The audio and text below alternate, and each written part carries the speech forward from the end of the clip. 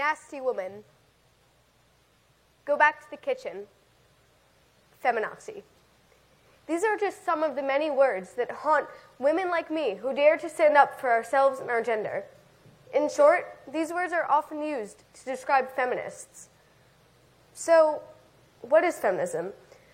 Feminism, according to the dictionary, is the theory of the political, economic, and social equality of the sexes. And that sounds like a pretty reasonable thing, doesn't it? You know, equality. But unfortunately, many people view feminists as women who just want attention or women making up issues that don't really exist.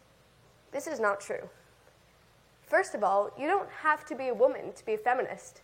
Take, for example, Barack Obama, who defines himself as a feminist and treats his wife and daughters with the utmost respect.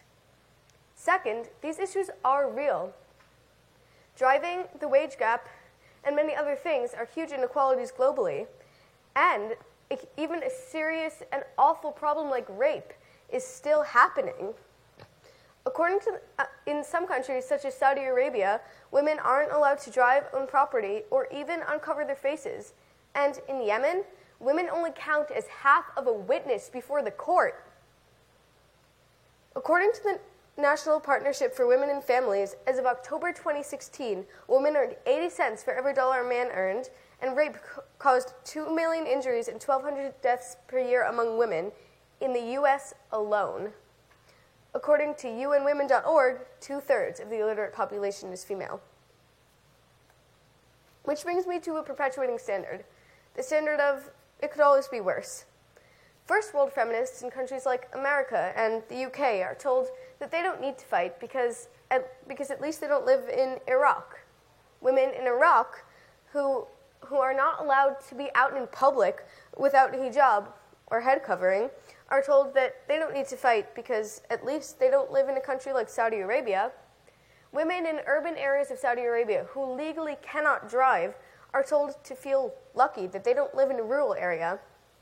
Women in these rural areas who are punished because they were raped are told that they don't need to fight because at least they're not a part of a neighboring family who killed a daughter because she looked at a man. Just because someone has it worse than you do doesn't mean that you should be content. When I turn 16, yes, I will be lucky enough to be able to drive, but I might be unlucky and only make 80 cents for every dollar that my male classmates earn. When you have a stay-at-home dad who stays at home with his kids while the mother works, society says that this is unusual and provides him with extra help and extra praise from the community. When a woman does the same thing, she gets no help, no praise, and she's seen as, just a regular stay-at-home mom. The idea of stay-at-home fathers with working mothers needs to be normalized. Why? Because if we can normalize that, then women can start to have more high-powered jobs and be recognized for the mark they make on this ever-turning world, just as men are recognized. From a young age, I have been aware of very strong female role models in my life. Take, for example, my mother, who worked at a nonprofit organization called Girls Inc., which worked to empower young girls and provide them with opportunities within their communities. Or her mother, who was part of one of the first graduating classes to include women at Harvard Law and was one of 5 women in her class. Or my paternal grandmother, who taught at Yale in the literature department because no matter how qualified she was, women were not allowed to teach science at Yale at that time. At the camp that I've been going to since I was 10, we learned the value of the female gender in our community and how to maximize our potential as women. In January, I drove 5 hours to Washington, D.C. to participate in the Women's March on Washington. I was inspired by the crowds I saw. I was uplifted by the chanting I heard. And I saw amazing signs with amazing messages held by wonderful people.